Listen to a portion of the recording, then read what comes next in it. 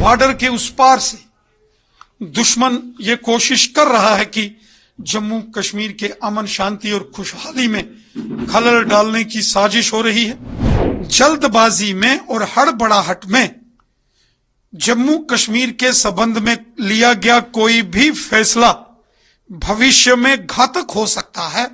लगातार यहां साजिशें और कोशिशें हो रही हैं कि जम्मू कश्मीर को लहूलुहान किया जाए।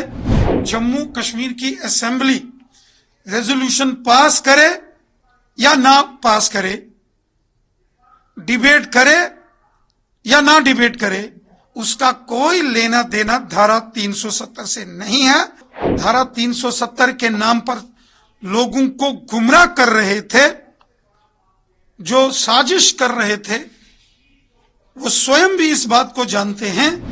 धारा 370 ये देश का कानून है, ये देश के पार्लियामेंट में डिस्कस हुआ था और धारा 370 पर डिबेट देश के लोकसभा और राज्यसभा में हुई थी। इसका जम्मू कश्मीर से कोई लेना देना नहीं है। जम्मू कश्मीर की असेंबली का धारा 370 से कोई लेना देना नहीं है। धारा 370 को देश के पार्लियामेंट में डिस्कस किया गया था, इस पर डिबेट हुई थी और चर्चा के बाद धारा 370 को 5 अगस्त 2019 को समाप्त कर दिया गया था। ये देश के पार्लियामेंट का विषय है। धारा 370 का जम्मू कश्मीर की असेंबली से कोई लेना देना नहीं है। जम्मू कश्मीर की असेंबली रेजोल्यूशन पास करे या ना पास करे, डिबेट करे या ना डिबेट करे, उसका कोई लेना देना धारा 370 से नहीं है। जो धारा 370 के नाम पर लोगों को गुमराह कर रहे थे, जो साजिश कर रहे थे, वो स्वयं भी इस बात को जानते हैं कि धारा 370 पार्लियामेंट का विषय है, उसका जम्मू कश्मीर की असेंबली से कोई लेना देना नहीं।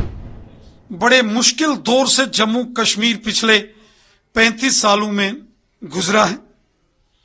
पिछले 35 साल में जम्मू कश्मीर ने तबाही के मंजर देखे हैं। जो जम्मू कश्मीर में नई चुनी हुई सरकार जिसने अभी शपथ ली है, मेरा मानना है कि